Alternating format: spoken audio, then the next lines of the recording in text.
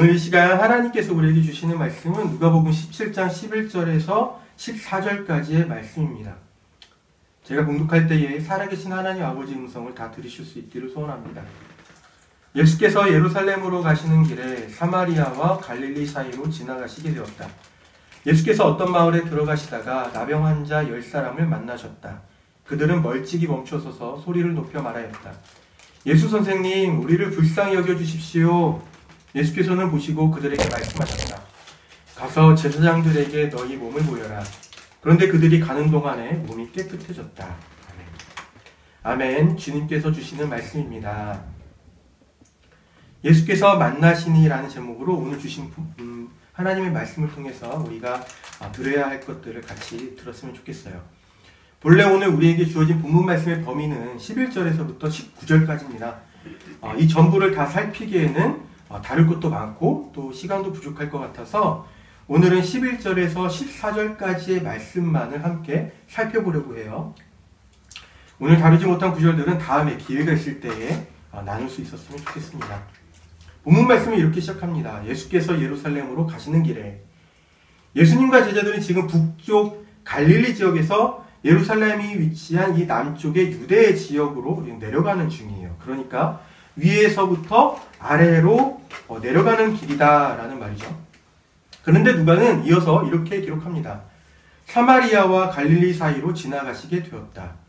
이 구절을 우리가 읽으면 이스라엘의 지도를 이렇게 상상하게 돼요. 위쪽에 갈릴리 지역이 있고 아래쪽에 예루살렘이 있는데 갈릴리 옆에 사마리아 지역이 있어서 예수님과 제자들이 이 사이길로 가셨나 보다 하고 말이죠. 하지만 실제로 이스라엘 지도를 보면 그렇지는 않습니다. 동북쪽에 갈릴리 지역이 있고 그 아래에 크게 사마리아 지역이 있고 그 아래에 또 예루살렘이 위치한 유대 지역이 있었으니까요. 그러니 누가가 이 구절에서 예수님의 일행이 사마리아와 갈릴리 사이로 지나가셨다라고 기록하는 것을 보면 여기서 우리가 기록자인 누가에 대해서 한 가지 알 수 있는 게 있죠. 그것은 뭐냐면 누가가 이스라엘 지리에는 그다지 밟지 않았구나 라는 것이죠. 그런데 비록 누가가 이스라엘 지리에 밟지 않았다고 해서 이 본문에 적힌 구절마저도 의미가 없다라는 것은 아닙니다. 때때로 우리는 이러한 유혹들을 만나곤 해요. 성서를 읽을 때에 거기에 어떠한 비과학적이거나 비역사적인 내용을 만나게 되면 이것은 못 받아들이겠다 하고 하는 그런 눈 감아버리게 하는 유혹들을 말이죠. 하지만 우리가 반드시 기억할 게 있습니다. 그것은 이 성서의 기록자들이나 독자들이 오늘의 우리가 생각하는 것처럼 성서의 내용이 얼마나 과학적인지 또 얼마나 사실적인지 그런 것들에 그다지 관심이 없었다라는 거예요. 그들에게 있어서 중요했던 것은 이 성서의 기록들 안에서 의미를 깨달을 수 있는가? 세상에서 살아가는 인간에게 기대하시는 그 하나님의 뜻을 우리가 깨달아 알 수 있는가 하는 것이었습니다. 성서의 기록자들이나 독자들이 그러한 태도로 성서를 대면했다면 오늘의 우리가 성서를 읽을 때에 성서의 기록자들이나 독자들이 대했던 그러한 태도로 우리가 다가갈 필요가 있는 것이죠.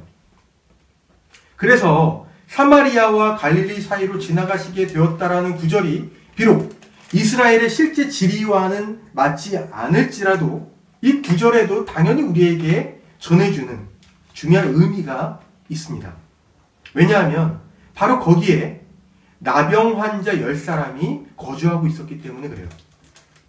나병은 오늘 우리에게는 한센병으로 알려져 있는 병입니다. 그런데 이 고대 사람들에게 있어서는 오늘의 우리가 생각하는 한센병의 이 범주보다도 훨씬 더 큰 범주에서 이 나병이 다뤄졌어요. 이를테면 집이나 옷에 생기는 곰팡이에서부터 각종 피부 질환에 이르기까지 그 범주에 속한 모든 질환들에 붙여진 병명이 바로 나병이었다라는 거예요. 과학이 극도로 발전된 오늘 우리의 시대에도 도무지 원인을 알 수 없는 그 질병들이 있습니다. 매우 위협적이죠.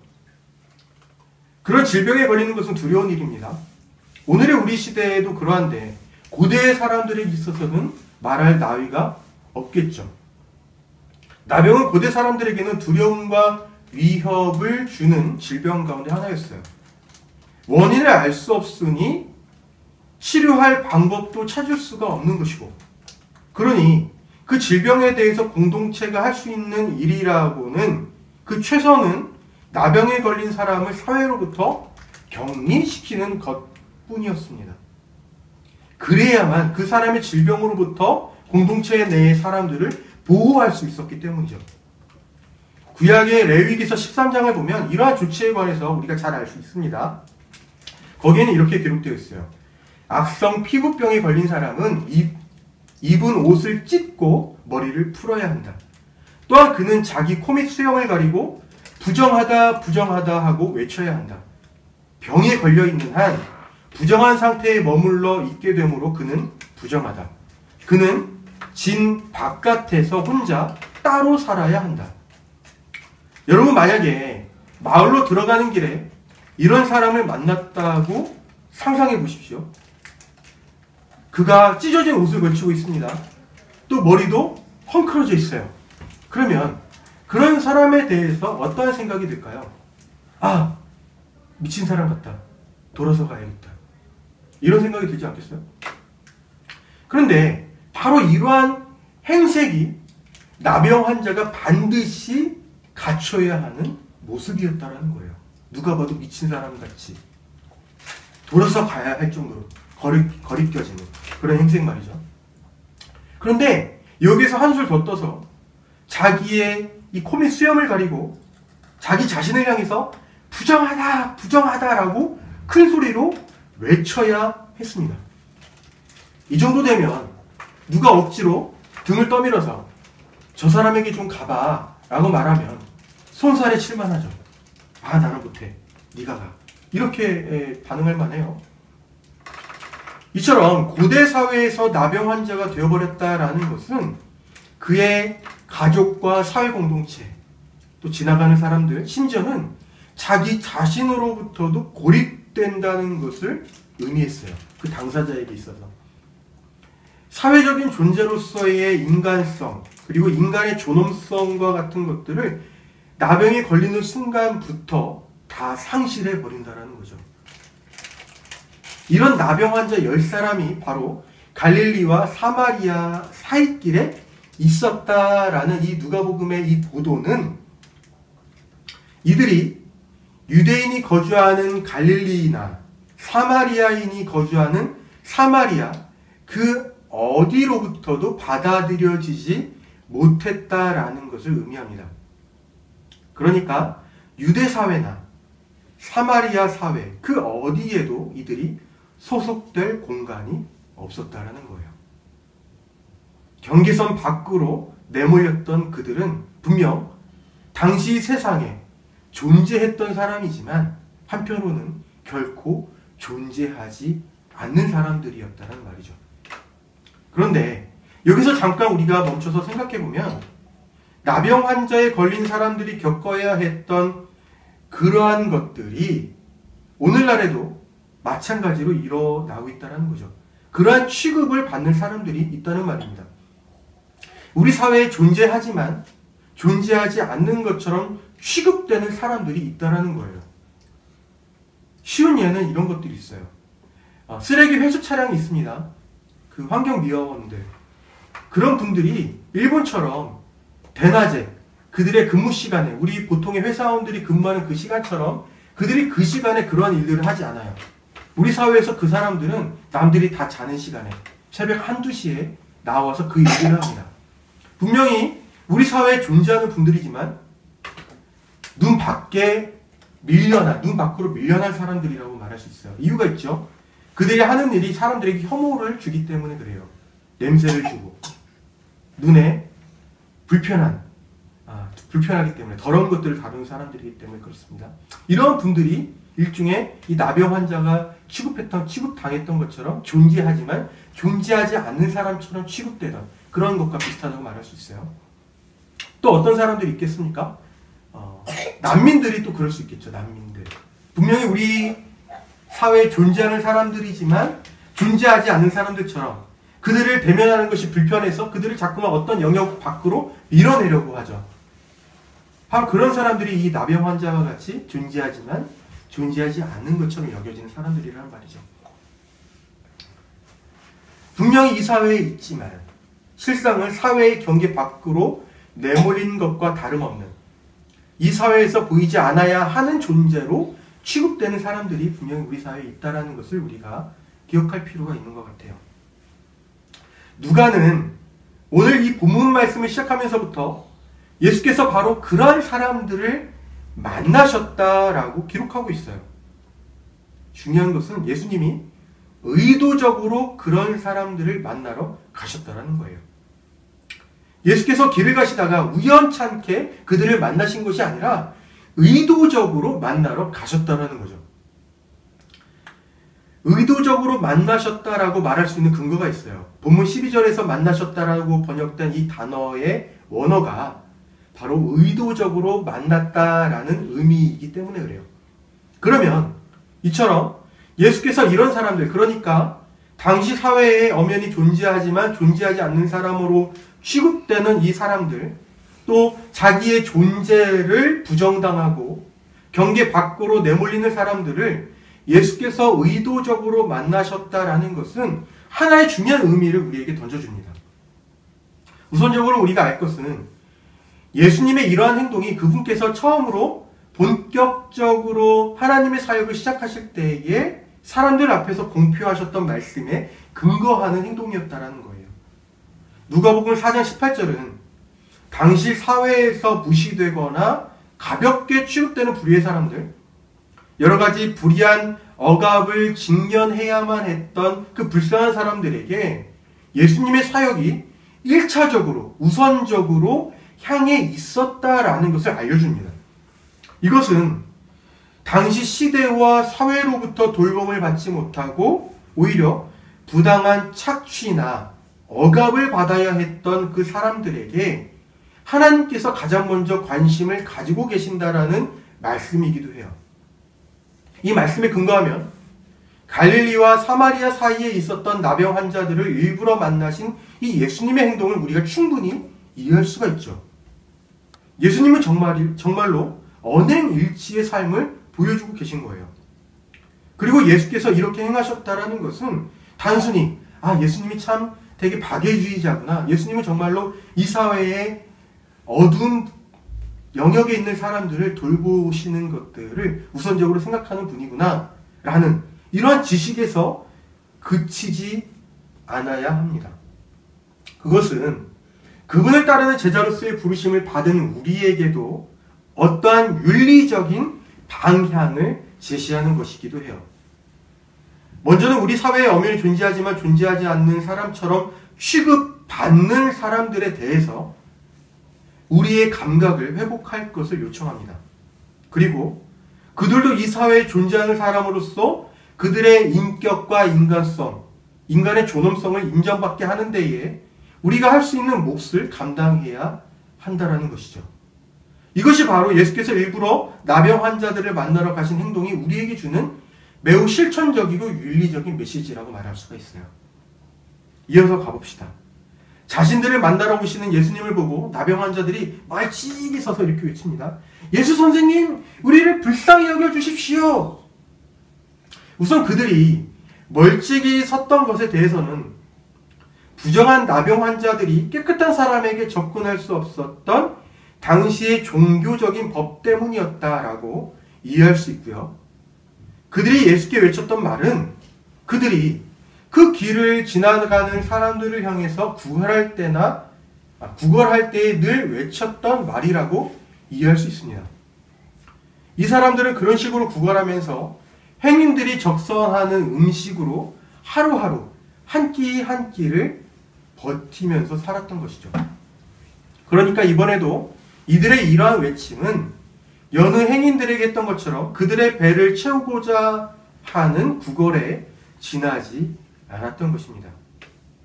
예수님을 앞에 두고도 그들이 행인들을 향해서 늘 했던 것처럼 그렇게 했던 이유는 그들이 예수님이 어떤 분인지를 잘 몰랐기 때문에 그렇죠. 이것은 그들이 예수님을 부를 때에 어떤 호칭을 사용했는가를 보면 알 수 있습니다. 그들은 예수님을 가리켜서 예수 선생님이라고 불렀어요. 이것은 그들이 예수님을 그저 어느 율법을 가르치는 선생과 다르지 않는 분으로 생각했다라는 것을 암시합니다. 그렇기 때문에 그들이 예수님을 향해서 행인들이 던져주는 음식 정도만을 기대했을 것이라고 우리가 짐작할 수 있는 것이죠. 그런데 거기에 대한 예수님의 반응이 참으로 뜻밖입니다. 예수님은 음식을 구걸하는 사람들에게 한 끼 해결할 수 있는 음식을 던져준 것이 아니라 그들의 나병이 나았다라고 선포하셨어요. 예수님의 이 반응은 정말로 그들에게 놀라운 것이었습니다. 왜냐하면 첫째, 그러한 예수님의 반응은 그들이 결코 예수님께 기대했던 것이 아니었기 때문에 그래요. 둘째, 나병이 나았다라는 선포는 율법을 가르치는 선생이란 작자들이 할 일이 아니라 제사장이 해야만 했던 역할이기 때문입니다. 그리고 셋째, 예수님의 이러한 반응이 그들을 모든 사회적인 역할과 단절시키고 비인간화시켰던 나병이라는 그 근본적인 원인을 건드린 것이었기 때문에 그래요. 만약에 예수께서 이 나병 환자들의 요구대로 음식을 주셨다면 그들은 그저 한 끼를 해결하거나 아니면 하루의 끼니를 때울 수 있었을지는 몰라요. 하지만 그들은 다음 끼니를 위해서 또다시 구걸해야만 했겠죠. 음식을 적선받는 것으로는 근본적인 상황이 해결되지가 않습니다. 하지만 예수께서 이 사람들에게 선포하셨던 말씀은 너희들이 얽매인 이 근본적인 상황 자체를 내가 다루기를 원하고 그것은 이미 해결되었다라는 말씀과 같습니다. 나병 환자는 스스로 생각하기에 나병이 나은 것 같으면 제사장에게로 가서 몸을 보여줄 수 있었어요. 그리고 제사장이 그의 나병이 나았다라는 것을 최종적으로 선언하면 그 즉시 이 사람은 그가 상실했던 모든 사회적인 역할들, 인간의 존엄성을 회복할 수가 있었어요. 이것이 나병 환자들이 다시 본래의 공동체로 돌아가기 위해 지켜야 했던 절차들이었습니다. 그런데 뜻밖에도 예수께서 그들에게 가서 제사장들에게 너희의 몸을 보여라 라고 말씀하고 계시니 정말로 그 말씀이 옳다면 이제 그들은 다시 공동체에 돌아갈 기회를 얻게 된 셈이고 그 무엇보다도 그가 다시 가족의 품으로 돌아갈 수 있게 된 것을 의미합니다. 그들은 이제 다시는 마을 밖에서 미친 사람의 행색을 하고 행인들에게 구걸할 이유도 없어지게 되는 것이죠. 나병으로부터의 해방이 되는 것이고 자기를 소외시켰던 모든 것으로부터 구원되는 것입니다. 여기에도 오늘 우리를 깨우치는 것이 있어요. 그것은 부모와 자녀의 관계를 떠올릴 때 아주 잘 이해될 수 있습니다. 어린 자녀가 부모에게 무언가를 해달라고 떼를 쓸 때 부모 입장에서는 때때로 우리 자녀의 요청을 들어주는 것이 자녀에게 있어서 최선의 것이 아니라는 판단이 설 때도 있습니다. 심각하게는 자녀의 요청이 정작 요청하는 그 자신은 몰라도 부모가 볼 때는 오히려 자녀에게 유익하지 않은 것을 요청한다고 판단될 때도 있어요. 그럴 때마다 부모는 자녀에게 최선의 것, 본질적인 것을 주고자 하죠. 우리와 하나님 사이에서도 유사한 일들이 많이 있습니다. 본질적인 것들에 대해서는 의식하지 못한 채 비본질적인 것들을 우선순위에 두고 하나님께 요청할 때가 있다는 거죠. 마치 나병 환자들이 예수님께 음식을 구걸했던 것처럼 말입니다. 물론 하나님은 인간 사이의 비본질적인 문제들에 대해서도 해결점을 주시는 분이에요. 주님은 그런 문제들을 결코 가볍게 여기는 분이 아니십니다. 부모가 자녀의 요청을 가볍게 여기지 않는 것처럼 하나님도 그분의 자녀된 우리의 요청을 가볍게 여기지 않는다라는 거죠. 바로 사랑하시기 때문에 그렇습니다. 하지만 적어도 오늘 우리에게 주신 이 말씀에 관련해서 보면 우리는 우리에게 있어서 중요한 문제를 여기고 주님께 해결해 달라고 요청하기도 하지만 때로는 그것이 주님 보시기에는 지역적인 문제인 경우도 있다라는 것이고, 무엇보다도 주님은 우리의 본질적인 문제를 눈여겨보시고 그것을 다루고자 하신다라는 것을 우리가 깨달아 알게 됩니다. 이어서 계속 보겠습니다. 우리가 눈여겨볼 대목이 있어요. 구약의 레위기서에 따르면 나병 환자는 반드시 자기가 나았다라는 것을 확인한 이후에 제사장에게로 가서 자기의 몸을 보여주고 제사장에게로부터 최종적인 선언을 들어야만 나병에서 완전히 해방된 것입니다. 그런데 본문 말씀에는 그들이 가는 동안에 몸이 깨끗해졌다라고 기록되고 있죠. 그러니까 이것은 그들이 아직 자신들이 회복되었다고 판단하지 않았으면서도 제사장에게로 갔다는 것을 말해주는 것입니다. 그들은 자신들이 나았기 때문에 제사장에게로 갔던 것이 아니었어요. 회복은 분명 그들이 일어나서 제사장에게로 가는 도중에 일어났습니다.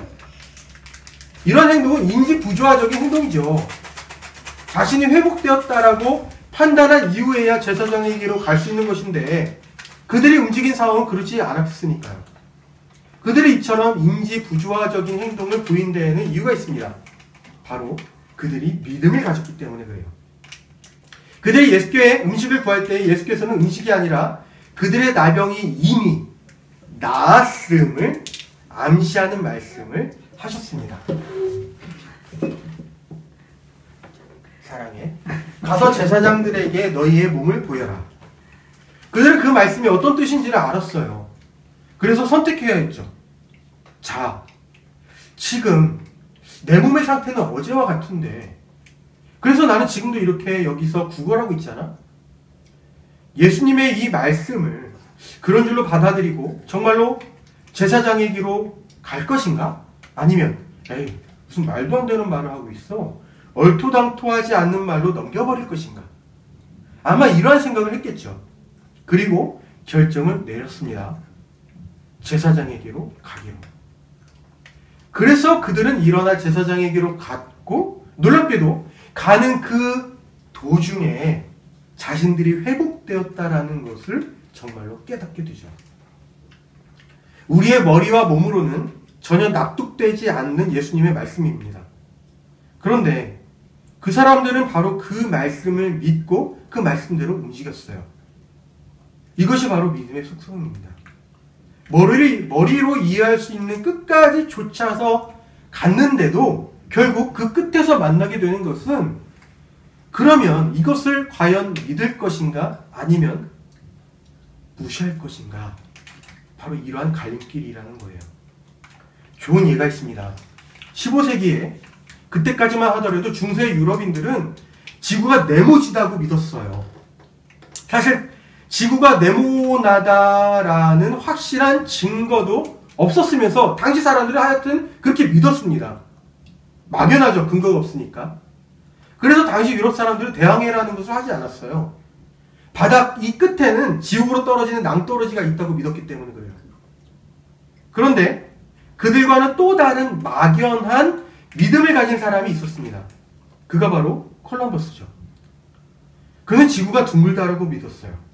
하지만 그것을 확실하게 뒷받침할 만한 증거가 그에게는 없었습니다. 그렇기 때문에 막연했던 것이죠.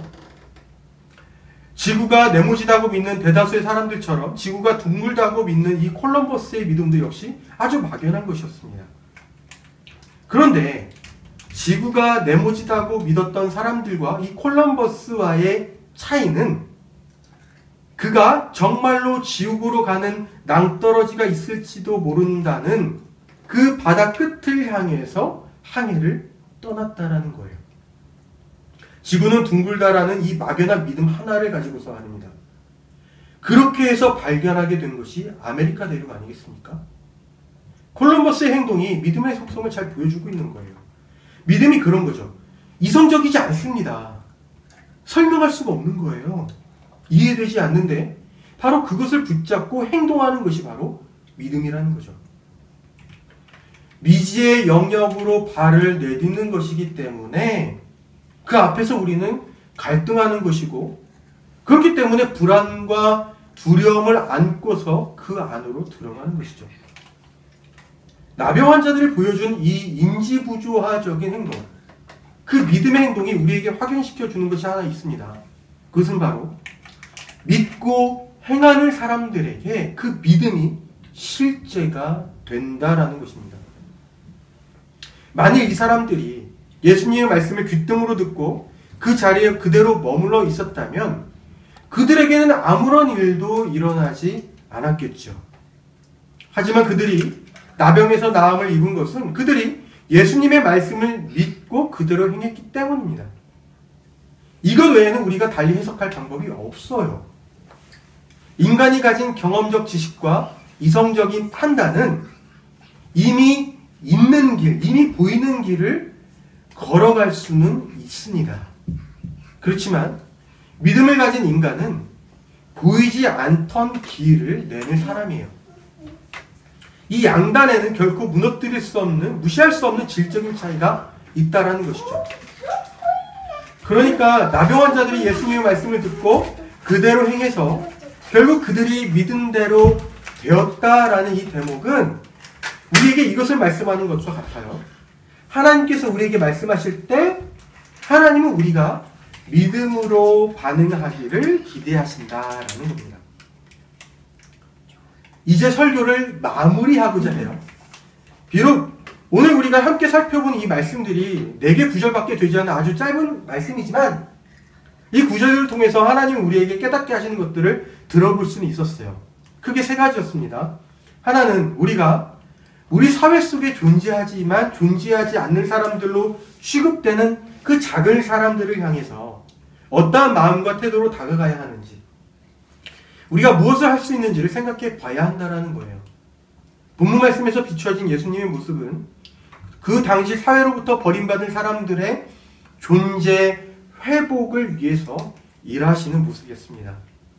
오늘 우리의 시대에도 우리가 살아가는 각자의 영역 안에서 하나님께서 우리에게 기대하시는 역할이 분명 있으리라 생각해요. 그것을 감당해야 할 때 감당할 수 있는 저와 여러분이 되기를 주님께 빕니다. 그리고 둘째는 때때로 우리는 하나님과의 관계 안에서 주님께 우리에게 있어서 본질적인 문제라고 여겨지는 것들을 기도하지만 그것이 정작 주님 보시기에는 본질이 아니라 비본질적인 문제일 수도 있다라는 것이고, 그래서 주님은 우리가 그분께 바라는 것이 아니라 그분이 우리에게 필요한 본질적인 것들을 다루시고 해결해 주신다라는 것입니다. 물론 주님은 우리의 일상과 사소한 일들에 대해서 그것을 아주 하찮게 여기거나 무시하는 분은 아닙니다. 다만 때로는 우리가 주님께 간구하는 기도의 제목들이 우리가 기대한 대로 이루어지지 않을 때, 그리고 우리가 기대하지 않은 것들로 우리에게 응답하실 때에 오늘 우리에게 주신 이 깨우침은 우리가 그 상황을 이해하고 받아들일 수 있는 하나의 토대가 될 수는 있을 것 같아요. 마지막 셋째는 믿음에 관한 것입니다.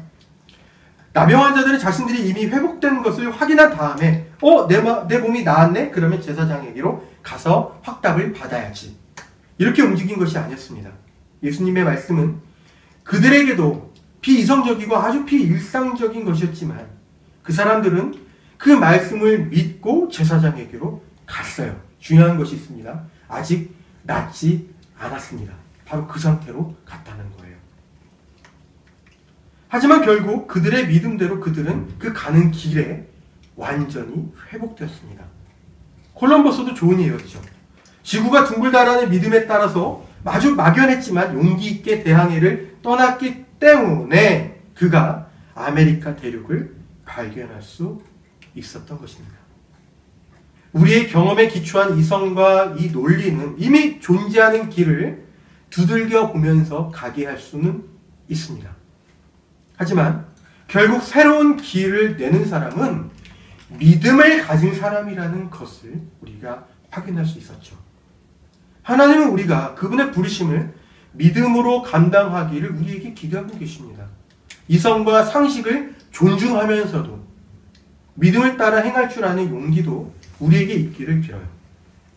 오늘부터 시작된 이번 한 주간 우리 모두의 삶 속에 주신 하나님 아버지의 은총과 평화가 있기를 빕니다.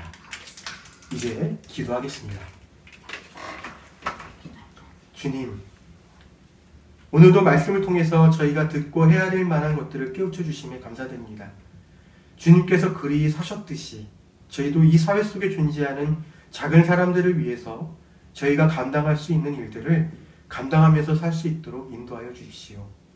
주님, 저희가 주님께 구하는 것보다 주님께서 저희에게 주시는 것이 오히려 저희를 위해 더욱 본질적이고 더욱 좋은 것임을 믿습니다. 때때로 저희가 주님께 기대한 것이 아닌 다른 것으로 응답을 받는다고 할지라도 주님의 선하심과 신실하심을 향한 저희의 마음이 흔들리지 않도록 저희를 지켜주십시오. 또한 저희가 경험해온 대로 이해해야 한 대로만 사는 사람이 아니라 주님의 말씀을 믿는 대로 살아가는 자가 되도록 저희를 붙들어 주십시오. 언제나 어디에서나 성령님을 통해서 저희와 함께 하시는 예수님의 이름으로 기도드립니다. 아멘.